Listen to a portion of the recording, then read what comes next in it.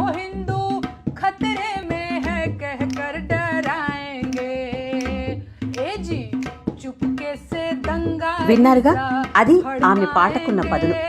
బీహార్ మే Kaaba, UP మే కాబా అంటూ ఆమె పాడిన పాటలు విపరీతంగా వైరల్ అయ్యాయి. ఆమె పాటలు రాజకీయ నాయకులు, ప్రభుత్వ వైఫల్యాలు, హత్రాస్ గ్యాంగ్ రేప్, లఖింపూర్ ఖేరి రైతుల మరణాలు, కోవిడ్ సంక్షోభం, పుల్వామా దాడులు, ఆపరేషన్ సింధూర్ దాకా అనేక విషయాలను వ్యంగ్యాత్మకంగా ప్రశ్నిస్తాయి. 2023లో యూపీ మే కాబా పాటకు స్పందించి కాన్పూర్ పోలీసులు నోటీసులు జారీ చేశారు. మధ్యప్రదేశ్లో మూత్ర విసర్జన ఘటనపై కార్టూన్ పోస్ట్ చేసినందుకు కేసు నమోదైంది. 2025 ఏప్రిల్లో పెహల్గాం ఉగ్రవాద దాడి తర్వాత కేంద్ర ప్రభుత్వ వైఫల్యంపై ఆమె చేసిన సామాజిక పోస్టులపై విద్వేషాన్ని రెచ్చగొట్టాయి అనే ఆరోపణలతో కూడా ఆమె మీద మరో కేసు నమోదైంది. ప్రజాస్వామ్యంలో ప్రశ్నించే హక్కు ఉందని బలంగా నమ్మే నేహా సింగ్ రాథోడ్కి voice of the people happy birthday చెబుతోంది.